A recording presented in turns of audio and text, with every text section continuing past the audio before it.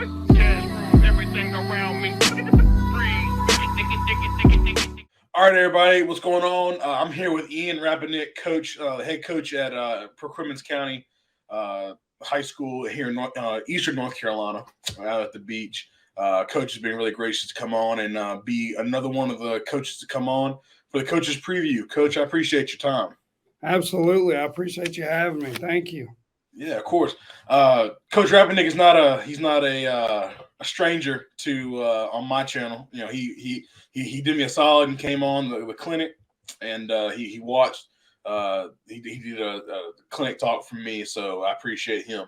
But Coach, talk about a little bit about your background. You don't have to go from the start, but kind of like where you've been coming from and where you're at now, and we can talk about that. Right, absolutely. So I'm originally a 757 Virginia guy. I graduated from Hickory High School, kind of started coaching there as well. I was a student assistant at Old Dominion. I worked with the offensive line mostly. And then when I graduated from ODU, talked to Coach Wilson and started coaching there. And then I got the head coaching job at Perquimans back in 2017. And was here for a year. Went back home, quote unquote, to the 757 and coached with Coach Conyers at Nansemond River for a year. And then the last 3 years prior to coming back here, I was at Norview 1 year as offensive line coach, and then 3 years after that as the head coach. So kind of long story short, that's really how it all started and has gone for me. Since I really got into coaching. I was lucky enough to work with Coach Walter and all those guys at ODU, and really learned a lot of football there. That's kind of how I discovered that this was really what I wanted to do. But I kind of playing high school football, I realized that it was a lot different in high school than college, and I guess the quote unquote pureness of it, or whatever you want to call it, in my opinion, there's not much better than a Friday night in the fall. Yeah. And I guess you can take it as somebody who's seen both. I don't know. But yeah, there's just nothing like it.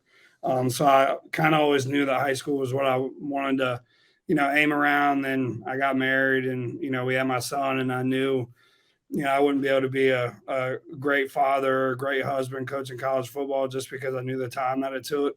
From seeing everything, and I really wanted to be somewhere consistent where I could raise my son, or we could raise my son, and I really thought about the people that would be around him and around us at that time, and that's why I knew coming back to Perquimans was the right move for not only myself but my family as well. So talk about that process of coming back. Did just the job opened and was kind of like, yeah, I mean, I like it there, or how did that happen? Like, they reach out to you, or what happened with that? Yeah, so I saw the job was opening, and we had a pretty good 3 years while I was there at Norview. So I felt like if I could get a chance to interview, I'd have a shot. Not just from a winning perspective, but I feel like me as a coach and me as a person, I can really be myself here.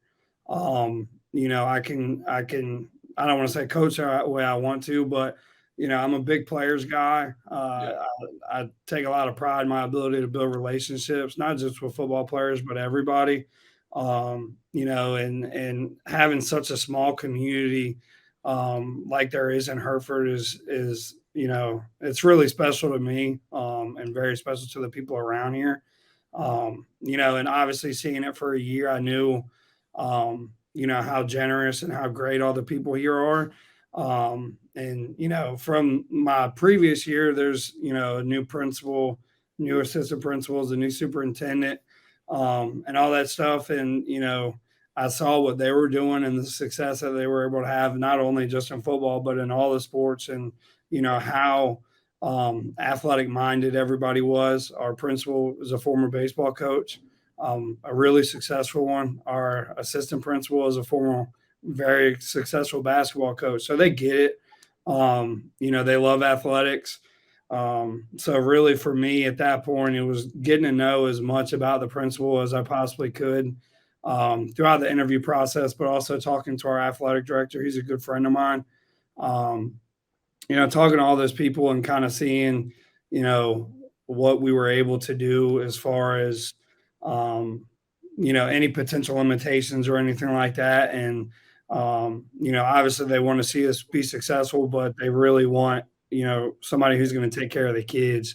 And I feel like, with our staff who's here is, I got 7 guys on staff who are all about the kids number one, and it's always easy for us to find common ground in that sense. So, it was a pretty easy decision for us, on my family's end. And then, it was making sure that the interview went well and all that normal stuff. But, there was no communication really because, for the most part, the people that were making the decisions were all brand new. So it was just showing them who I am and, who my family is. And, um, you know, just letting them know that, I feel like obviously I'm the right guy for the position, but then obviously convincing them that as well. So, but I guess to answer your question, there wasn't anything, they didn't reach out to me or anything like that. No, sir. Okay, so talk about your coaching philosophy, like your core values that Perquimans County, what you try to build your culture on. I don't know if you have buzzwords or anything like that, like a lot of guys do. But if you do, talk about those things and how the culture you're trying to set at Perquimans County. Right. Yeah. So for us, everything that we talk about is family, and we say family as an acronym. And that is forget about me, I love you. And we define love very simply, and I wish I came up with this, but I'm not nearly smart enough. We define love as sacrifice, and sacrifice in all phases of your life. Understanding that every decision that you make is a direct, either positive or negative impact on our program, and all the members of the program, whether it's me, whether it's our starting quarterback or the last guy off the bench. Everything that we do is for each other. I'm a firm believer that when you get into the fourth quarter of a dogfight and, you really got to be able to rely and count on the people around you, from a coaching perspective, but also from a playing perspective. Just trust yourself to do your 111th and trust that everybody around you is going to do the same. I kind of used to say a lot of different things that I had stolen from other people, but everything really from a culture perspective just comes back to that. In my opinion, the way that we've kind of started to build this thing, with the family aspect, with the forget about me, I love you, everything, positive or negative can all be related back to that one phrase that we talk about from day one. I don't know how many times the kids hear me talk about sacrifice and how love is sacrifice. And, I think PJ Fleck, in my opinion, said it best. I'm a big fan of him when it comes to culture stuff. But, football isn't necessarily a sport where you talk about loving each other or soft. It may be soft to say, I love you and things like that. But my kids know. I mean, our players know that I love them. I tell them pretty much every day, if not every day. And, they see the sacrifices, not only that I make, but, our community makes, our, administration makes, all that stuff. So we kind of come back to that family, forget about me, I love you, really in every sense of building our culture and making sure the kids understand, that it's just not about them. So, they see it everywhere. We got signs in our locker room, and we talk about it anytime we have an opportunity to. All right, so give us an overview of your program, how you see it. Kind of, you can go into kind of like what happened, a little bit last year, and then go into this year with spring ball or any of those different things. How you think the program, where it's at, where it's going, in your opinion. Right. Yeah. So, with us, I think from a talent perspective, we lost Just being honest, we lost our best player last year. I would say our best skill guy and our best lineman. Obviously that'll hurt. But you can kind of look at it as a negative, or you can look at it as a positive, to where, we can say, okay, well, we know so-and-so is going to step up.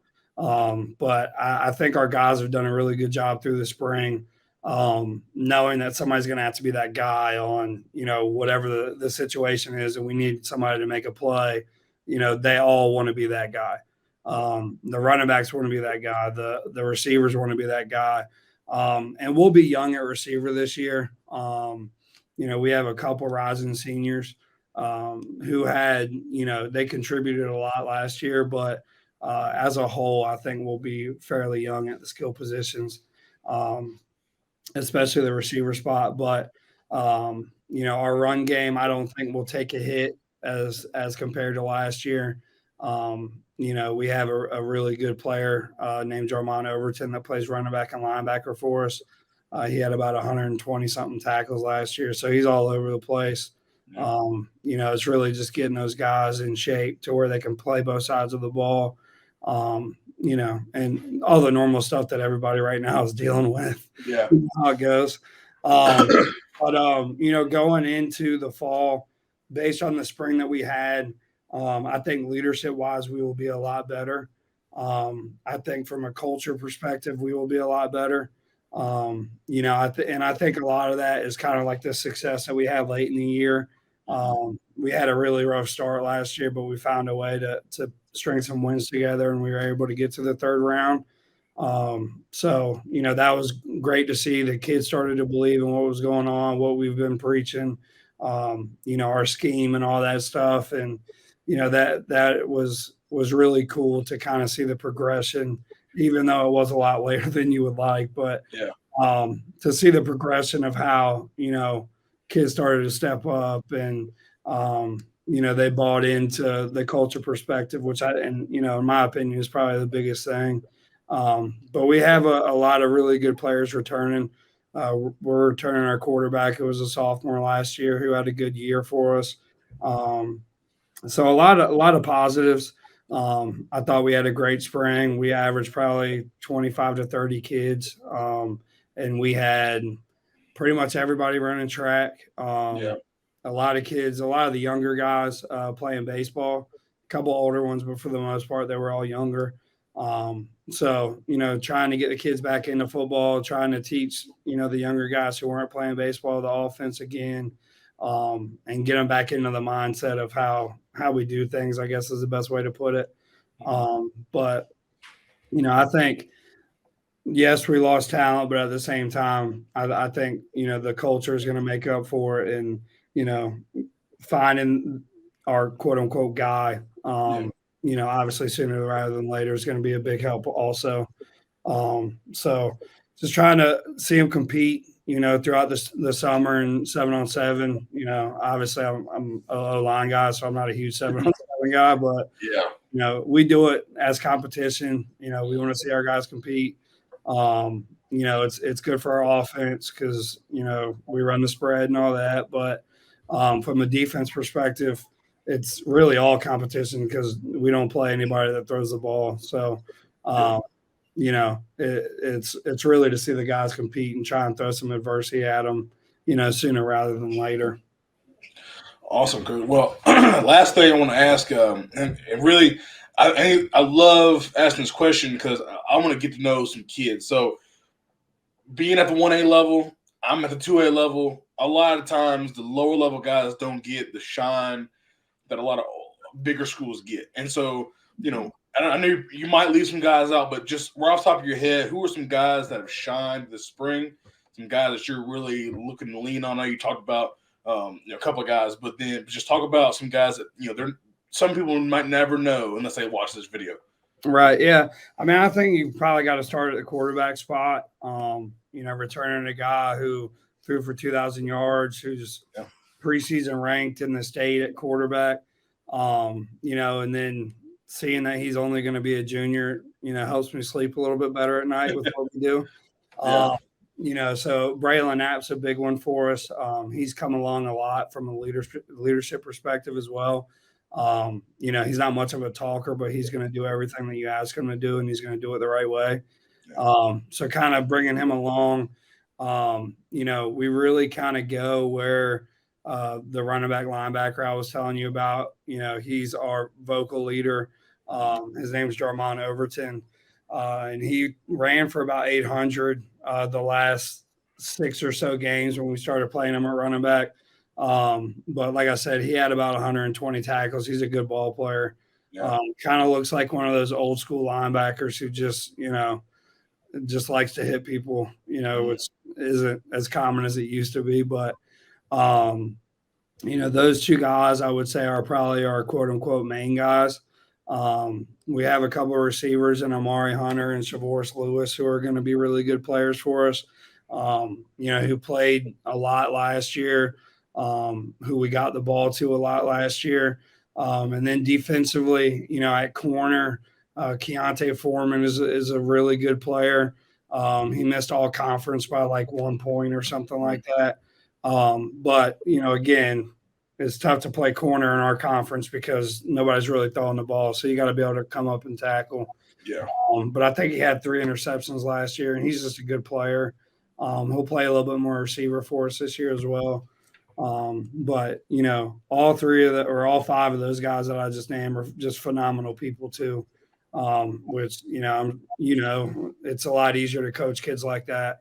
Yeah. And then kind of looking for some younger guys to step up.